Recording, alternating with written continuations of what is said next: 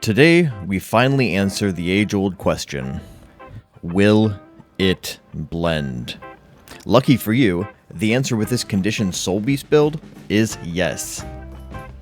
My weapon and accessory stats are Celestial.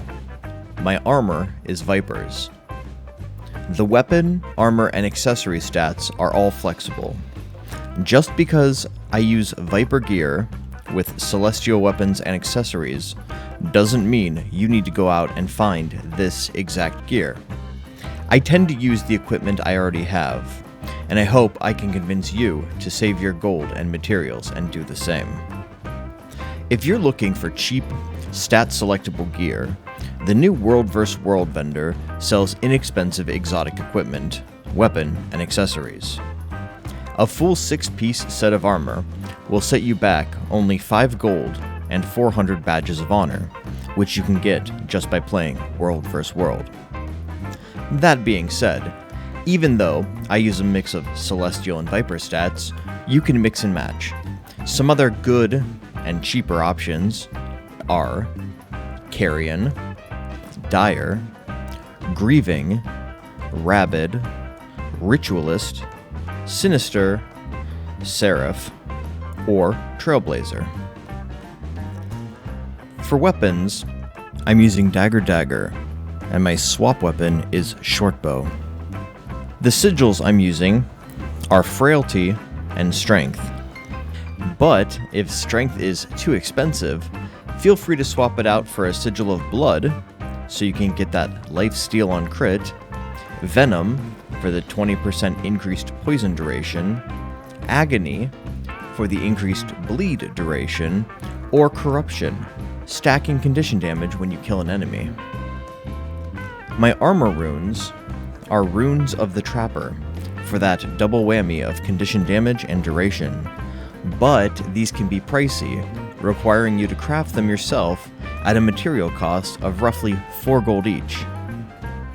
Some cheaper options are Rune of the Afflicted, which gives poison and bleeding duration as well as condition damage. These are roughly 8 silver each. Rune of Scavenging, which gives condition damage, poison duration, and vitality, and these are roughly 9 silver each.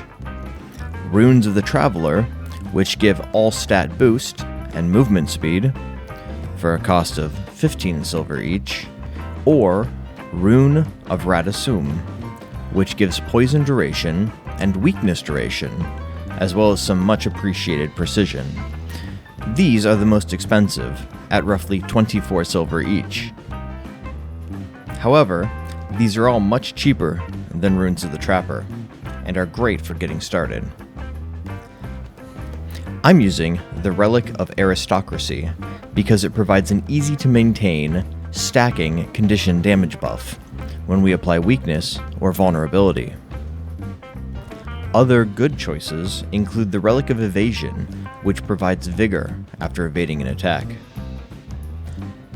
Our trait lines are Skirmishing, Wilderness Survival, and Soulbeast. In Skirmishing, we start with Sharpened Edges. This gives us and our pets a chance to cause bleed on critical hits. Hidden Barbs. The bleeding we inflict deals 33% more damage. Light on Your Feet. Increases all of our damage after dodging or using Quick Shot, which is Shortbow 3. This also improves our Shortbow skills substantially, allowing them to pierce and providing additional effects against flanked or defiant enemies. Please note, the minor trait Hunter's Tactic gives us increased damage when we attack foes from the side or from the rear. We can use our pet to tank the enemy so that we can get better positioning. In Wilderness Survival, we take Taste for Danger. We gain increased vitality, and a percent of our vitality is converted to expertise, which increases our condition damage. Ambidexterity. This is free condition damage. Free additional condition damage when we have a dagger or torch equipped, and it makes our dagger and torch skills recharge faster. And finally, Poison Master. Extra poison damage, and our pet inflicts poison damage after using a beast ability. Some notes. The minor trait, Natural Vigor. We recover endurance faster. This means we can dodge more often. When we dodge roll, we get, and our pets get, protection. While we have protection, we heal over time. In Soulbeast, Live Fast. Using a beast skill grants us fury and quickness. Honorable mention. Unstoppable Union for on-demand protection, vigor, and movement impairing condition cleanse. For our second Soulbeast trait, we take Predator's Cunning. This is the good one. When we poison an enemy, we steal health. More on this in just a second. And finally, Eternal Bond. When we use a merged skill, we heal. It also lets us swap pets while merged. Okay, now let's talk about Predator's Cunning. We steal health from an enemy when we poison them. Let's look at how we can poison enemies with our daggers. Dagger Auto Attack Chain 3 and Chain 4 apply poison. Dagger Attack 2 applies poison. Dagger Attack 3 is a leap attack that applies poison. Dagger Attack 4 is a forced movement evade attack that also applies poison. We can use Short Bow 2 or Vulture Stance to apply poison for a few seconds. This means we will be applying poison all the time, and therefore gaining health all the time. For our healing utility skill, we take Troll Unguent for a self heal over time, as well as a pet heal over time. Quickening Zephyr for a stun break and on-demand quickness and super speed. Vulture Stance, so that our attacks grant us might and poison our targets. And Moa Stance. This provides protection, fury, swiftness, and regeneration, and increases the duration of boons while in the stance, which applies to its own boons. Finally, for our elite skill, we take Entangle. This is a bleed and immobilize in an area around you. Some alternatives. You can swap Moa Stance for Signet of Renewal if you want more passive sustain, or Signet of the Hunt for the 25% bonus move speed. If you want to be extra lazy, you can swap both stances for Signets. Let's talk about pets. My favorite survive anything pet is the Jacaranda. This is especially true with the traits we've taken. When merged with our pet, not only do we heal with each pet ability used, we also have access to photosynthesize to provide healing, regeneration, and a condition cleanse.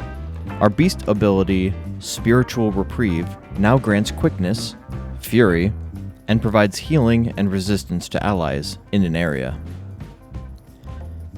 For my swap pet, I like taking the Wallow because of the large health pool, minor self-sustain from the Vampiric Bite ability, access to bleed, poison, and its charge ability. The Soulbeast unique mechanic is that you can merge with your pet to gain bonus stats and abilities. Keep in mind that merging and unmerging with your pet counts as pet swapping for the purpose of activating traits. Merging, and then unmerging, is a quick way to heal your pet in combat. Pets come in 11 standard families and 1 unique mix and match family, and 5 archetypes. Families encompass the type of pet, such as bear, bird, or drake, and determine the F1 and F2 merged abilities. The archetypes encompass the pet role and determine the F3 merged ability. The archetypes include stout, deadly, versatile, ferocious, and supportive. The stout family provides toughness and vitality. Deadly provides condition damage and precision. Versatile provides vitality and concentration. Ferocious provides power and ferocity. And supportive provides vitality and increases outgoing healing. I'll provide a link in the description below to the wiki page with the table to the full list of pets. Find one that works best for your playstyle. Combat rotation. There's no real rotation, but just a few things to keep in mind with your dagger skills. You need to let your dagger auto-attack chain finish in order to apply the poison. Dagger 3 is a leap ability that applies quickness to you, and slow and poison to the enemy. Slow is considered a soft CC ability. This means it still deals damage to the Defiance bar without being a hard CC like a knockback, pool, or stun. Dagger 4 is an evade attack with forced movement. Dagger 5 is a ranged attack with 2 charges. It applies bleed and cripple, which is another soft CC ability. If you find yourself taking too much damage for the dagger attacks to automatically out-heal, you can merge with your pet, cast Spiritual Reprieve, which is your F3 ability, for a nice heal.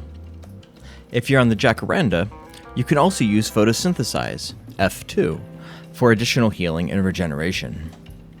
You can always back off and swap to the short bow, but I found this mostly unnecessary except against elite enemies and bosses. That's it for the blender. In closing, I want to give a huge thank you to each and every one of you for your support. The channel wouldn't exist without you. So long, and stay lazy.